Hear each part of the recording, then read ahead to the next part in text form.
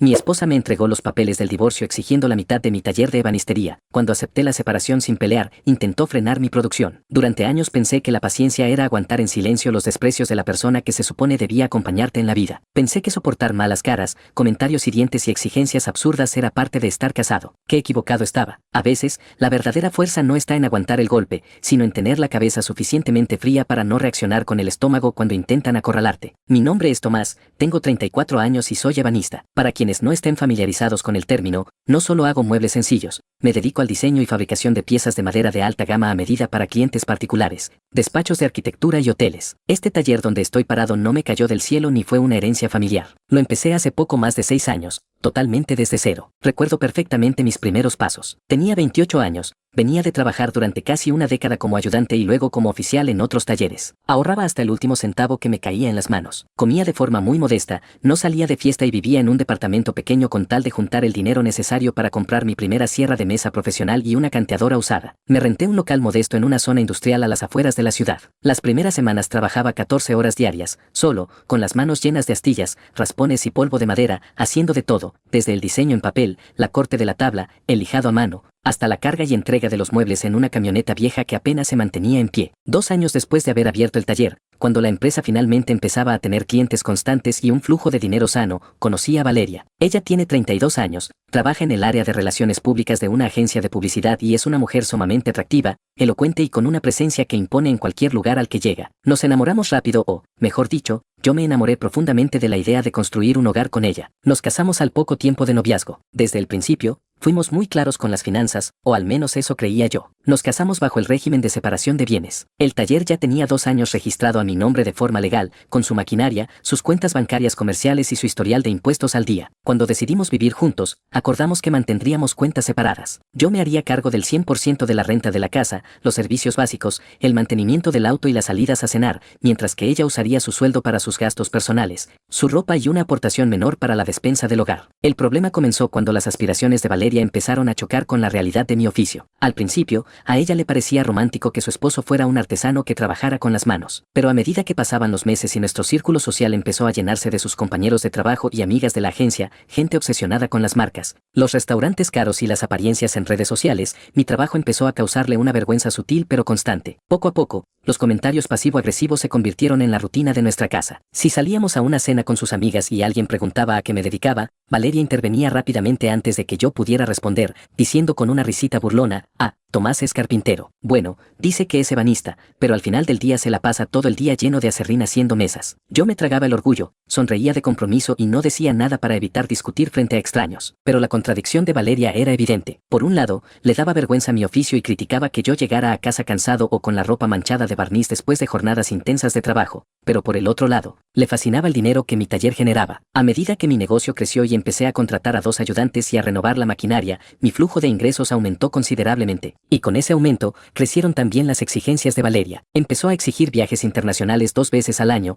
membresías en clubes exclusivos, cenas en restaurantes de lujo todos los fines de semana y la compra de una casa mucho más grande en una zona residencial de alto costo. Cuando le explicaba con números en mano que el dinero del taller era para reinvertir en materia prima, pagar nóminas y mantener un fondo de reserva para emergencias, ella ponía el grito en el cielo. Me acusaba de ser un tacaño amargado, un trabajador sin ambición y me decía que yo prefería gastar el dinero en comprar madera cara y herramientas alemanas que en darle a ella la vida de reina que se merecía. Durante los últimos 4 años de matrimonio, la distancia entre los dos se volvió un abismo. Yo me refugiaba cada vez más en el taller, trabajando desde muy temprano hasta entrada la noche, no solo por cumplir con las entregas, sino porque regresar a casa significaba llegar a un ambiente helado, lleno de reproches, miradas de desprecio y solicitudes de dinero. Mi respuesta ante sus ataques siempre fue el silencio. Evitaba las confrontaciones directas, me tragaba la molestia y dejaba que ella hablara sola, pensando que con el tiempo se le pasaría el coraje y entendería que las cosas cuestan trabajo. No me daba cuenta de que mi falta de reacción alimentaba en ella la falsa creencia de que yo era un hombre débil, un sujeto manipulable al que podía arrinconar hasta conseguir lo que quisiera. El punto de quiebre ocurrió hace apenas unas semanas, en una cena ordinaria de martes por la noche. Yo había llegado del taller cerca de las 8 de la noche,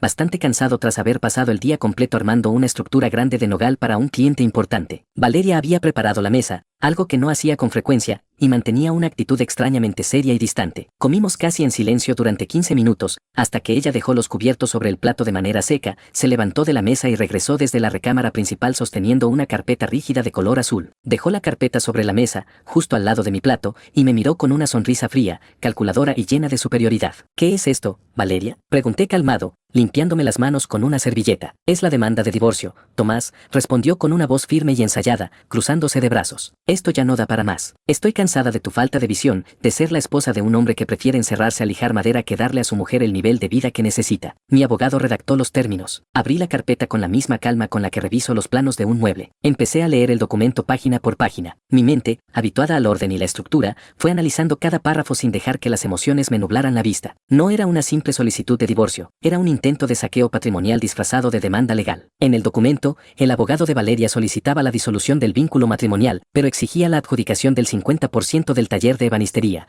argumentando que las aportaciones morales y el apoyo administrativo de Valeria durante el matrimonio habían sido fundamentales para el crecimiento del negocio. Además, exigía una pensión alimenticia compensatoria abultada equivalente a casi el 40% de mis ingresos mensuales, la propiedad de la camioneta seminueva de trabajo que usamos para las entregas y el pago completo de los honorarios de su propio abogado. El plan de Valeria era transparente como el cristal. Ella no quería divorciarse realmente, estaba convencida de que ponerme ese documento enfrente, amenazarme con quitarme mi taller y destruirme financieramente era el ultimátum definitivo que me haría caer de rodillas. Esperaba que yo entrara en pánico, que me soltara a llorar, que le suplicara que no me dejara y que le prometiera vender el taller o darle las tarjetas de crédito sin límite con tal de no quedarme solo. Estaba usando el divorcio como una herramienta de extorsión psicológica. Se quedó parada junto a la mesa, observándome detenidamente, esperando la rabieta, el grito o las lágrimas de desesperación. Terminé de leer la última página de la demanda. Cerré la carpeta azul despacio, alineé los bordes con cuidado sobre la mesa y me quedé mirando la portada durante unos segundos. Por dentro, sentí como una carga pesadísima que había arrastrado durante 4 años de matrimonio se desprendía de mi espalda de golpe. No sentí rabia, no sentí tristeza, ni una sola lágrima asomó a mis ojos. Sentí una paz profunda,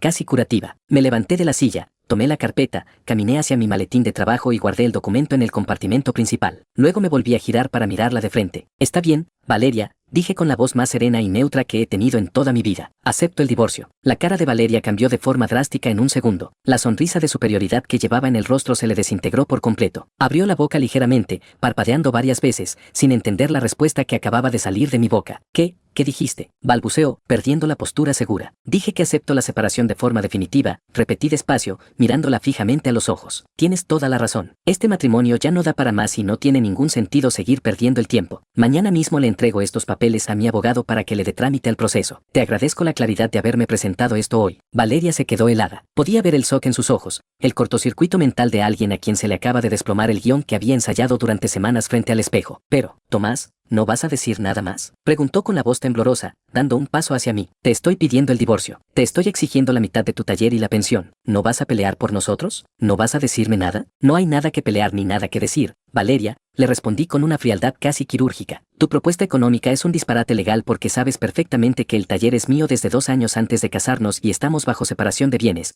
pero la separación personal la acepto al 100%. Y ya que tomaste la decisión y redactaste la demanda, me parece que lo más sano es que no pasemos ni una noche más bajo el mismo techo». Se me quedó mirando con la cara completamente desencajada, mientras la palidez le cubría el rostro. «¿A qué te refieres?», preguntó con un hilo de voz. «A que esta casa la pago yo y el contrato de renta está a mi nombre», le contesté con total tranquilidad. «Por favor, haz tus maletas y vete hoy mismo a casa de tus padres o a un hotel». La relación se terminó en este preciso instante. Valeria intentó decir algo, abrió la boca para gritar o reclamar, pero las palabras se le quedaron atoradas en la garganta. La trampa que había preparado para asustarme y ponerme de rodillas se le había regresado directo a la cara con la precisión de un hachazo. Vio a un hombre que no estaba dispuesto a rogar, que no tenía miedo a la soledad y que estaba listo para defender su trabajo con la cabeza fría. Sin decir una sola palabra más, dio media vuelta, entró a la recámara y empezó a cerrar sus maletas entre portazos y sollozos de pura frustración. Yo me senté en la sala, me serví un vaso de agua y esperé en silencio a que cruzara la puerta de salida para siempre. El primer round había terminado, pero yo sabía perfectamente que el orgullo herido de una persona manipuladora era solo el comienzo de la batalla que estaba por venir.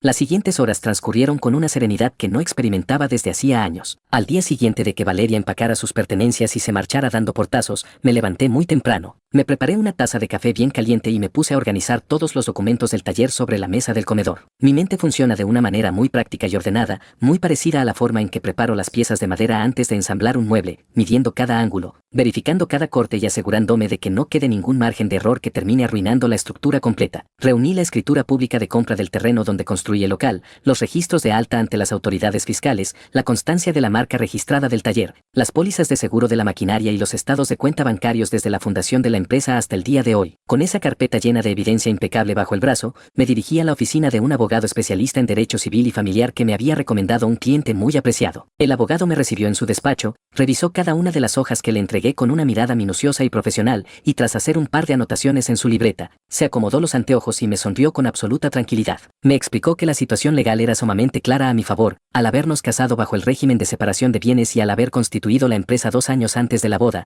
El taller de ebanistería, la maquinaria, los vehículos de trabajo y los activos comerciales eran propiedad exclusiva de mi persona. Me aseguró que no existía ningún sustento legal para que Valeria pudiera exigir la mitad del negocio o una pensión alimenticia desmedida, ya que no teníamos hijos en común y ella era una mujer joven, sana y con ingresos propios estables derivados de su empleo en la agencia de publicidad. Redactamos juntos la contestación a la demanda de divorcio, asentando de forma contundente que aceptaba la disolución del vínculo matrimonial al 100% sin oponerme a la separación en ningún punto, pero rechazando de forma categórica cualquier cesión de derechos sobre mi patrimonio empresarial o el pago de compensaciones absurdas. La notificación de la contestación le llegó a Valeria un par de días después a través de su representante legal. Lejos de tomar la respuesta con madurez o entender que su estrategia inicial se había estrellado contra una pared de documentos oficiales, el hecho de ver que yo firmaba la separación sin un solo titubeo y sin buscarla para pedirle perdón le provocó una furia absoluta. Ella esperaba ver a un hombre destruido por la culpa, desvelado y dispuesto a ceder lo que fuera con tal de recuperar su matrimonio, encontrar a cambio a un ex esposo sereno, respaldado por un abogado eficiente y que continuaba con su rutina de trabajo sin perder el sueño.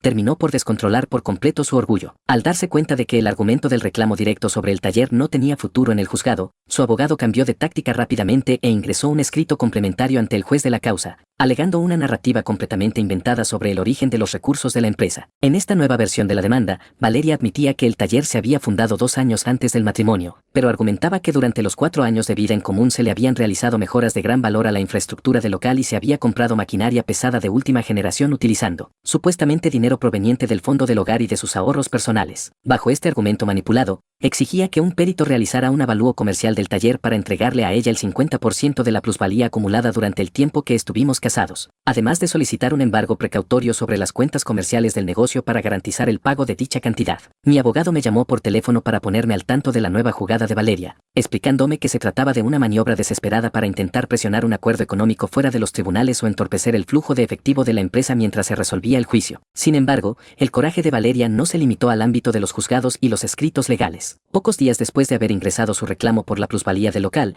intentó llevar la confrontación al plano personal para amedrentarme directamente en mi lugar de trabajo. Era un viernes por la tarde, pasadas las 4. Yo me encontraba en el área de ensamble junto a uno de mis ayudantes, terminando de pulir una mesa de comedor de nogal que debíamos entregar el fin de semana. Escuché el ruido repentino de un vehículo frenando con violencia frente al taller, seguido por el portazo seco de la entrada principal. Al voltear hacia la recepción, vi entrar a Roberto, el hermano mayor de Valeria, un sujeto impulsivo, de carácter pesado, que siempre se había sentido con el derecho de meterse en los asuntos de los demás y que solía mirar mi oficio de ebanista con la misma condescendencia que su hermana. Roberto caminó a pasos agigantados hacia el taller, invadiendo el área de máquinas sin portar ningún tipo de equipo de protección y con el rostro completamente encendido de rabia. Me señaló con el dedo de forma amenazante frente a mi empleado y comenzó a gritarme a voz en cuello, exigiendo que le diera la cara y que dejara de hacerme el valiente con los abogados. Me acusó de ser un tacaño infeliz, un malagradecido que se había aprovechado del tiempo de su hermana y me dijo que si no le entregaba a Valeria la cantidad de dinero que ella estaba pidiendo por el taller, se iba a encargar personalmente de que las cosas se arreglaran de otra manera. Me amenazó con romper la maquinaria, con quemar el material del almacén y con cerrarme el negocio a la fuerza si no me presentaba esa misma semana a firmar un acuerdo en el despacho de su abogado para ceder la propiedad del local. Cualquier otra persona en mi lugar se habría enganchado de inmediato en una pelea a golpes o habría respondido con gritos a las provocaciones de un sujeto fuera de sí. Yo no moví un solo músculo, mantuve la calma absoluta,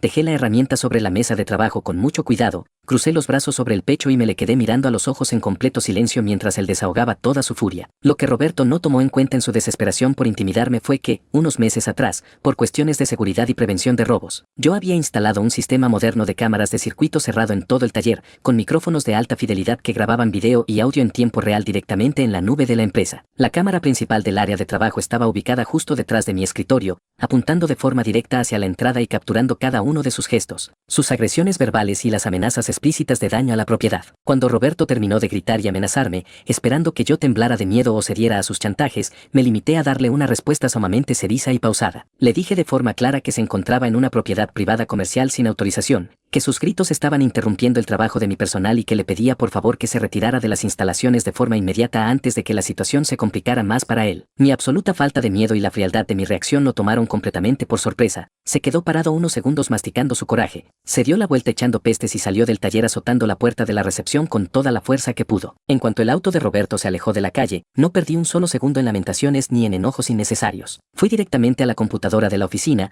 descargué los archivos de video en alta definición de la cámara de seguridad, saqué 3 copias en memorias USB y le envié el archivo digital a mi abogado a través de correo electrónico. Mi abogado actuó con una rapidez impecable. Esa misma tarde presentamos una denuncia formal ante el Ministerio Público por los delitos de amenazas de daño en propiedad ajena, allanamiento de morada comercial y acoso, adjuntando la grabación de video como prueba contundente del incidente. Apenas 2 días después, las autoridades le notificaron a Roberto una orden de restricción judicial de carácter urgente, prohibiéndole acercarse a mi persona, a mi domicilio particular y al taller de ebanistería en un radio menor a 500 metros, bajo la advertencia explícita de ser detenido e ingresado a prisión preventiva en caso de incumplir la medida. El tiro le salió por la culata a la familia de mi exesposa de una forma brutal. No solo no lograron asustarme ni doblegar mi postura para ceder el negocio, sino que dejaron evidencia irrefutable de su violencia y desesperación en los registros de las autoridades. Mi abogado aprovechó la denuncia penal y la orden de restricción para presentar un escrito urgente ante el juez del divorcio, demostrando la mala fe y el acoso del que estaba siendo víctima por parte del entorno de Valeria. El juez de la causa rechazó de inmediato la solicitud de embargo precautorio que el abogado de Valeria había solicitado sobre mis cuentas comerciales, señalando que el taller era un bien propio bien documentado y que las medidas de presión ejercidas por la parte demandante no tenían cabida dentro del proceso legal. Regresé a trabajar al taller el lunes por la mañana con la satisfacción de haber protegido mi espacio de trabajo de forma inteligente y dentro del marco de la ley. La maquinaria continuaba encendida, los pedidos de los clientes seguían saliendo en tiempo y forma, y el intento de quitarme el patrimonio que construí con años de esfuerzo se estaba desmoronando a pasos agigantados. Valeria empezaba a comprender, por la vía más dura, que la manipulación y la prepotencia no sirven de nada cuando te enfrentas a un hombre que trabaja con la verdad, que mantiene la cabeza fría y que no tiene el menor miedo a defender lo que es suyo. Apenas unas semanas más tarde, cuando el segundo mes del proceso judicial comenzaba a correr, la desesperación de Valeria alcanzó niveles insostenibles para ella. Al ver que el reclamo por la supuesta plusvalía del local avanzaba a paso de tortuga en el juzgado y que el juez había rechazado tajantemente el embargo de mis cuentas comerciales, entendió que por la vía legal limpia no lograría acorralarme. Fue en ese momento cuando decidió cambiar de estrategia y asestar un golpe bajo directo a la columna vertebral de mi empresa, la operación diaria y mi relación con los proveedores de materia prima. Valeria conocía perfectamente el funcionamiento interno de mi negocio porque durante los años de matrimonio asistió a 2 aniversarios del taller y a varias cenas de fin de año donde coincidió con la gente de mi cadena de suministro. Recordaba con precisión los nombres y los contactos de mis 2 proveedores principales, don Guillermo, el dueño de la distribuidora de maderas duras importadas más grande de la región, y el gerente de ventas de la empresa que me surte de barnices industriales, selladores y herrajes de alta gama. Ella sabía que mi taller funciona bajo un esquema de crédito comercial muy estricto, donde la madera para los proyectos grandes se entrega con una factura a plazo de 30 días, permitiéndome trabajar la pieza, entregar el mueble terminado al cliente y liquidar el costo del material con el pago final del proyecto. Aprovechando esa información, Valeria tomó el teléfono y llamó directamente a don Guillermo y al gerente de la distribuidora de insumos. Con la voz temblorosa, fingiendo una preocupación genuina y actuando como la esposa preocupada por el futuro financiero de la familia, les dijo una cadena de mentiras fríamente calculadas. Les aseguró que el taller estaba pasando por un proceso de embargo judicial inminente derivado de la demanda de divorcio, que un juez de lo familiar había congelado mis cuentas bancarias comerciales y que mi empresa se encontraba al borde de la quiebra técnica. Les advirtió que, si me entregaban más material a crédito, no tendría manera de pagarles, sugiriéndoles sutilmente que exigieran la liquidación de cualquier saldo pendiente antes de surtir una sola tabla más. El impacto de esa jugada fue brutal para la logística del taller. En ese momento, yo me encontraba en medio de la producción más importante del año, la fabricación de todo el mobiliario de madera de roble para el vestíbulo y las suites ejecutivas de un hotel boutique que estaba por inaugurarse en el centro de la ciudad.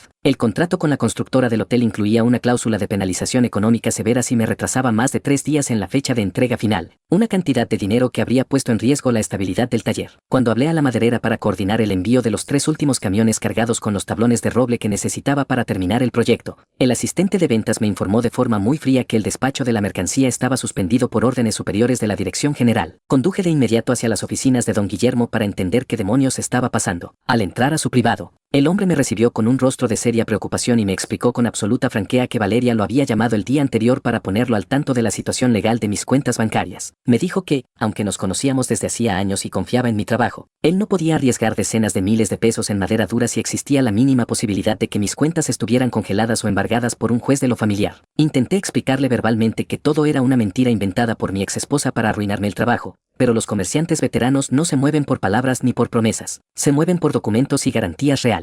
Regresé al taller con las manos vacías, sintiendo cómo la presión del contrato del hotel comenzaba a quemarme en las manos. Sin embargo, si algo me ha enseñado el oficio de ebanista es que la desesperación no corta la madera ni resuelve los problemas. Las crisis no se atienden con gritos ni con dramas emocionales, sino con organización, transparencia y evidencias contundentes. Me encerré en la oficina del taller, llamé por teléfono a mi abogado y nos pusimos a armar una contraestrategia impecable que no solo destrabara los envíos de madera de forma inmediata, sino que le enseñara a Valeria que interferir con mi trabajo tenía un costo legal altísimo. Al día siguiente por la mañana, convoqué a una reunión de emergencia en la sala de juntas de mi taller. Cité a don Guillermo, al gerente de la empresa de insumos y a mi distribuidor de herramientas. Preparé la mesa con café recién hecho, pero lo más importante, coloqué frente a cada uno de sus lugares una carpeta rígida de color negro con la documentación comercial de mi empresa completamente actualizada. Mi abogado estuvo presente a mi lado durante toda la sesión para dar fe de cada punto que fuimos tratando. Abran esas carpetas, por favor, les dije con una voz tranquila y absolutamente segura. En el interior de las carpetas les entregué 3 documentos fundamentales que desmontaron la mentira de Valeria en cuestión de minutos. El primer documento fue la certificación judicial oficial firmada por el juez del proceso de divorcio,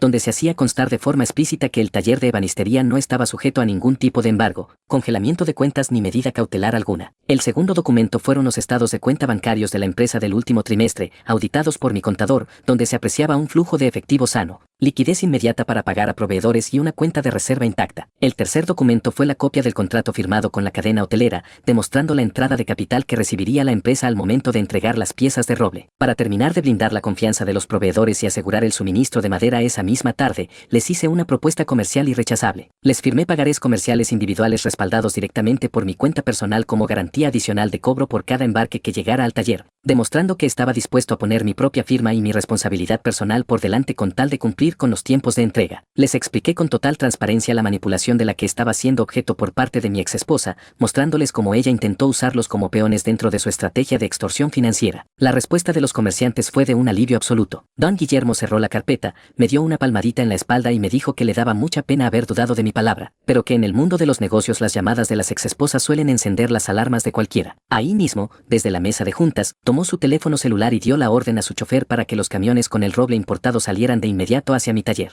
Antes de que terminara la tarde, el almacén de materia prima estaba lleno de madera y mi equipo de trabajadores se encontraba cortando las piezas para el proyecto del hotel a toda marcha. Pero la contraestrategia no terminó con la junta de proveedores. No estaba dispuesto a dejar que Valeria continuara llamando a la gente de mi entorno profesional para difamarme o entorpecer mi trabajo sin sufrir las consecuencias de sus actos. Esa misma tarde, mi abogado redactó y tramitó una notificación judicial de carácter urgente dirigida de forma personal hacia Valeria y su representación legal. El documento le fue notificado a Valeria a través de un actuario del tribunal en la puerta de su trabajo. En el escrito le advertíamos formalmente de las acciones legales que iniciaríamos en su contra por los delitos de interferencia ilícita en contratos comerciales, difamación empresarial y daño moral. Anexamos las declaraciones por escrito firmadas por don Guillermo y el gerente de insumos, donde certificaban las llamadas telefónicas que ella había realizado con la intención explícita de cancelar mis créditos comerciales. Le notificamos que, si volvía a realizar una sola llamada o un solo contacto con cualquier proveedor, cliente o colaborador de mi taller, procederíamos de forma inmediata a demandarla por la vía civil exigiendo una indemnización económica multimillonaria por concepto de daños y perjuicios, así como el pago de las penalizaciones contractuales que sus mentiras pudieran causarme con el cliente del hotel. El impacto de esa notificación judicial en el ánimo de Valeria fue devastador. Su abogado la citó de emergencia en su despacho para exigirle que dejara de cometer imprudencias que ponían en riesgo su posición en el juicio de divorcio. Le dejó muy claro que intentar sabotear la operación de un negocio formal mediante falsas declaraciones a terceros constituía un delito comercial que la podía llevar a pagar sumas de dinero que ella no tenía en su cuenta bancaria. Valeria comprendió finalmente que se estaba enfrentando a un hombre que no reaccionaba con vísceras ni con arranques de coraje, sino con la fría precisión de un profesional respaldado por la ley. Sus intentos de frenar mi producción quedaron completamente anulados, su reputación ante sus propios abogados quedó seriamente lastimada y mi taller continuó trabajando al máximo de su capacidad. El roble para el hotel comenzó a tomar forma bajo las lijas de mis muchachos, y la sentencia definitiva de divorcio estaba cada vez más cerca de dictarse en los tribunales. El cuarto mes del proceso judicial llegó acompañado por un clima de renovación absoluta en mi vida y en mi entorno de trabajo. Las entregas de los muebles de roble para el Hotel Boutique en el centro de la ciudad se completaron 2 días antes de la fecha límite estipulada en el contrato. El arquitecto a cargo de la obra quedó tan fascinado con la precisión del ensamblado, la calidad del pulido y el acabado en los tonos naturales de la madera que no solo me liquidó el saldo pendiente de manera inmediata, sino que me firmó un acuerdo de exclusividad para proveer la carpintería fina de 2 nuevos proyectos residenciales que su despacho comenzará a construir el próximo año. El dinero de ese contrato entró directo a la cuenta comercial del taller, fortaleciendo nuestras finanzas y permitiéndome liquidar por anticipado las facturas de la madera con don Guillermo, quien me agradeció personalmente la transparencia con la que manejé las cosas durante el momento más tenso del conflicto. Con el taller funcionando a toda capacidad, con la nómina de mis muchachos asegurada y sin la presión del sabotaje a los proveedores, todo quedó listo para el evento que cerraría este ciclo de manera definitiva. La audiencia final ante el juzgado de lo familiar. El día de la audiencia nos presentamos temprano en el Palacio de Justicia. El ambiente dentro de la sala de audiencias era frío, sobrio y sumamente formal, un contraste enorme con el drama emocional y los gritos que Valeria y su entorno habían intentado imponer durante semanas. Me senté en la mesa de la parte demandada junto a mi abogado, llevando conmigo una sola carpeta de piel con los dictámenes contables y las certificaciones oficiales de la empresa. Pocos minutos después entró Valeria acompañada por su representante legal. Su aspecto físico delataba el desgaste de los últimos meses, ya no llevaba esa postura de superioridad aplastante ni la sonrisa calculadora con la que me entregó los papeles del divorcio en la mesa del comedor. Se le veía tensa, nerviosa, con la mirada esquiva y acomodándose el saco a cada momento mientras su abogado repasaba a toda prisa una rila de hojas arrugadas sobre la mesa. En cuanto el juez tomó su lugar en el estrado y declaró abierta la sesión de desahogo de pruebas, el abogado de Valeria ejecutó su último movimiento desesperado para intentar rescatar algo de dinero del negocio. Presentó una carpeta gruesa que contenía decenas de facturas de compras personales, notas de remisión de tiendas de decoración, estados de cuenta de tarjetas de crédito a nombre de Valeria y recibos de transferencias realizadas durante los 4 años de matrimonio. Con un discurso melodramático que buscaba conmover al juzgador, el litigante argumentó que esos gastos demostraban que su clienta había sostenido económicamente el hogar mientras yo reinvertía las ganancias en la empresa, afirmando que Valeria había realizado aportaciones indirectas de gran valor para la adquisición de maquinaria pesada y la remodelación del local. Exigió nuevamente que el tribunal reconociera una coautoría patrimonial sobre el taller de ebanistería y ordenara el pago de una compensación económica equivalente al 50% de la plusvalía acumulada de la empresa, además de una pensión alimenticia por haber dedicado tiempo de su vida al proyecto familiar. Fue en ese instante cuando mi equipo legal tomó la palabra para presentar el contraataque definitivo,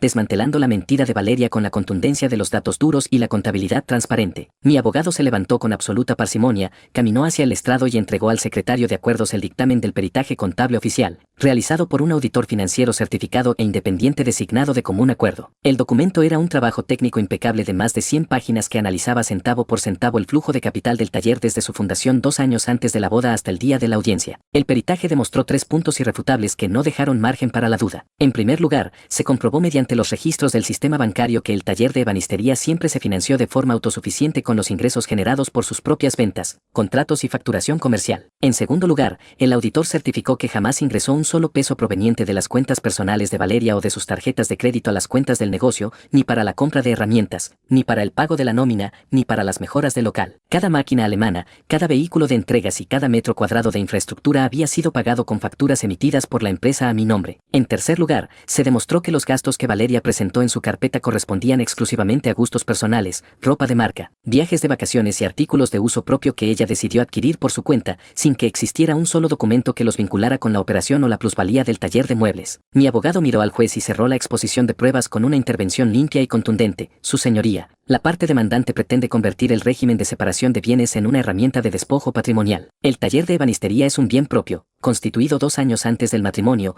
que ha operado con total independencia financiera. Las pretensiones de la señora Valeria no tienen un solo sustento legal, contable ni moral, y responden únicamente a un intento de extorsión económica tras comprobar que su expareja aceptó la separación de forma madura y definitiva. El juez revisó los informes contables durante unos minutos en completo silencio, hojeando las certificaciones del banco y comparando las fechas de registro del SAT con la fecha del acta de matrimonio. No hubo necesidad de recesos largos ni de discusiones acaloradas. La verdad escrita en los documentos oficiales era tan clara que cualquier argumento dramático quedaba reducido a un simple ruido de fondo. El juez se reclinó en su sillón, miró a ambas partes fijamente y dictó la sentencia definitiva de divorcio en voz alta para que quedara registrada en la versión estenográfica de la audiencia. El fallo fue un triunfo categórico de la justicia y del orden legal sobre la manipulación. En su resolución, el juzgador declaró formalmente disuelto el vínculo matrimonial entre Valeria y mi persona, regresándonos a ambos al estado civil de solteros. En el apartado patrimonial, El tribunal resolvió que el taller de ebanistería, la marca comercial, toda la maquinaria, el inventario de madera, la camioneta de trabajo y las cuentas bancarias del negocio son propiedad única,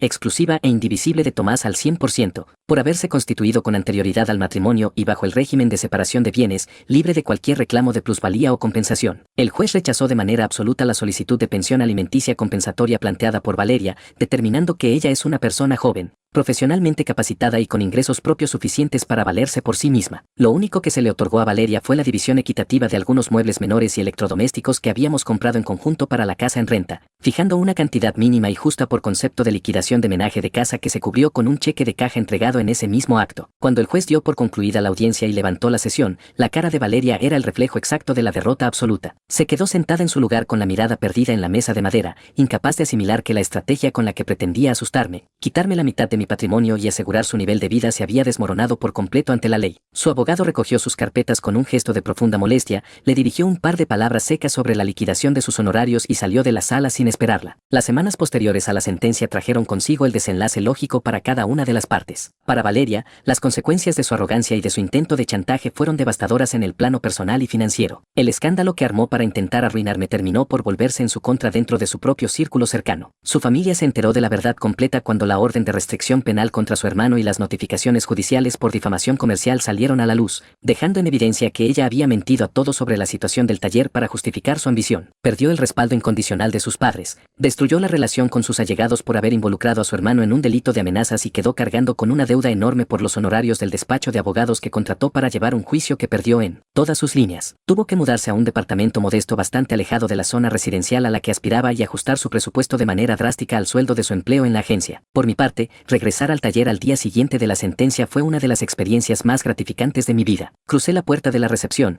caminé hacia el área de máquinas y respiré hondo ese olor a madera de pino y roble que siempre ha sido la esencia de mi trabajo. Mis muchachos me recibieron con sonrisas de tranquilidad y nos pusimos a trabajar de inmediato en los planos de los nuevos proyectos de carpintería fina que teníamos en puerta. No había deudas pendientes, no había carpetas azules sobre la mesa del comedor, no había reclamos por el polvo en la ropa ni llamadas de amenaza a mis proveedores. Había simplemente la paz de un espacio propio, recuperado y protegido por la vía legal. Aprendí una lección invaluable durante todo este proceso que me acompañará por el resto de mis días. Aprendí que cuando enfrentas a una persona manipuladora, acostumbra a usar el chantaje emocional y las amenazas para controlar tu vida, la peor equivocación que puedes cometer es responder con violencia, con gritos o con ruegos desesperados. El drama y la histeria son el terreno donde los manipuladores ganan, la calma, el silencio y la preparación metódica son el terreno donde la verdad los destruye. Al no reaccionar con el estómago cuando Valeria me entregó los papeles del divorcio, al aceptar la separación sin soltar una sola lágrima y al ponerme a trabajar de inmediato con la ley, los estados de cuenta y los contratos en la mano, le quité todo el poder que ella creía tener sobre mí. Hoy,